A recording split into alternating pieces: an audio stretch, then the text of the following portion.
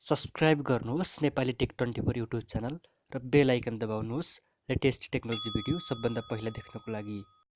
नमस्कार, तपाईहरुलाई हार्दिक स्वागत छ नेपाली टेक 24 युट्युब च्यानलमा।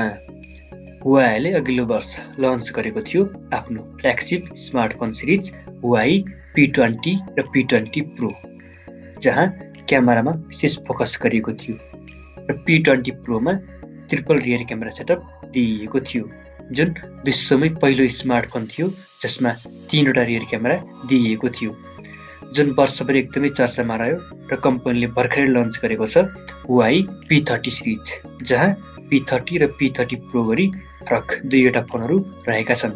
र आज हामी कुरा गर्नेछौँ Huawei P30 Pro को बारेमा। फोनमा 40 वाटको सुपरचार्ज, 4200 mAh को powerful battery, quad rear camera setup, 32 मेगापिक्सलको front camera, IP68 water and dust resistance technology, Kirin 980 7nm octa-core chipset, wireless charging, wireless reverse charging, optical in display fingerprint scanner जस्ता top grade smartphone फिचर्सहरू रहेका छन्।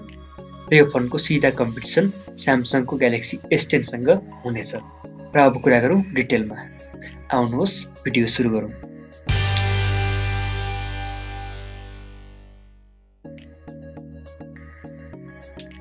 Physical ओभरभ्यूको कुरा गर्दा फोनको right साइडमा power lock unlock र भोल्युम लकर की दिइएको छ भने फोनको लेफ्ट साइडमा खाली रहेको छ।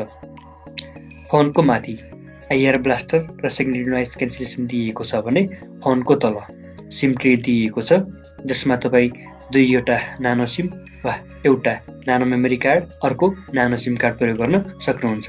र अरू मेन माइक्रोफोन, USB-C पोर्ट र स्पिकर ग्रिल दिइएको छ। फोनको पछाडि टप लेफ्ट साइडमा ट्रिपल रियर क्यामेरा सेटअप र साइडमा ड्युअल एलइडी फ्ल्यास र TOF 3D क्यामेरा दिइएको छ भने फोनको अगाडि 6.47 इन्चको डिस्प्ले रहेको छ। अब कुरा गरौँ डिटेलमा। डिस्प्ले 192 ग्रामको यो फोनमा 6.47 इन्चको कर्भड OLED डिस्प्ले स्क्रिन दिइएको छ, जसको एस्पेक्ट रेसियो 19.5:9 रहेको छ भने यसको रेजोल्युसन फुल HD प्लस रहेको छ र यसको पिक्सल साइज 2340x1080 पिक्सल रहेको छ। प्रोसेसर फोनमा Huawei को आफ्नै Kirin 980 octa-core चिपसेट दिइएको छ, जुन ड्युअल NPU टेक्नोलोजीको साथमा आउँदछ भने यसको क्लक स्पिड 2.6 GHz रहेको छ र यो प्रोसेसर 7nm टेक्नोलोजीमा बनेको छ। क्यामेरा Huawei P30 Pro मा क्यामेरामा विशेष फोकस गरिएको छ र यसमा एकदमै राम्रो क्यामेरा फिचर्सहरू दिइएको छ। फोनमा 4वटा रियर क्यामेरा दिइएको छ। मेन क्यामेरा 40 मेगापिक्सलको रहेको छ, जुन वाइड एङ्गल लेन्स हो, जसको एपरेचर f1.6 रहेको छ भने यसमा अप्टिकल इमेज स्टेबलाइजेसन रहेको छ। र फोनमा 20 मेगापिक्सलको अल्ट्रा वाइड लेन्स दिइएको छ, जसको एपरेचर f2.2 रहेको छ भने फोनमा अर्को 8 मेगापिक्सलको टेलिफोटो लेन्स दिइएको छ, जुन 5x अप्टिकल जुमको लागि प्रयोगमा आउँदछ र यसको एपरेचर f3.4 रहेको छ भने यसमा पनि OIS रहेको छ। र फोनमा अर्को TOF time of flight 3D camera दिइएको छ, जुन डेप्थ इन्फर्मेसनको लागि प्रयोगमा आउँदछ। र फोनमा 5x optical zoom, 10x hybrid zoom र 50x सम्मको डिजिटल जुम दिइएको छ, जसले केही यस प्रकार काम गर्नेछ।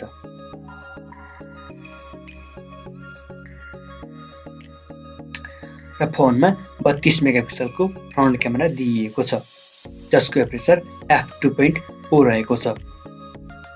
र DxO मार्कको कुरा गर्दा यो फोन 112 नम्बर सहित नम्बर 1 पोजिसनमा रहेको छ र यो फोनमा सबै क्यामेरा फिचर्सहरू दिइएका छन्।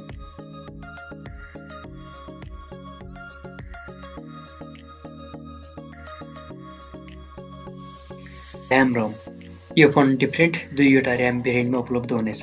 6+8GB ऱ्याम र यिनीहरूको इन्टरनल स्टोरेज 128GB, 256GB र 512GB रहनेछ।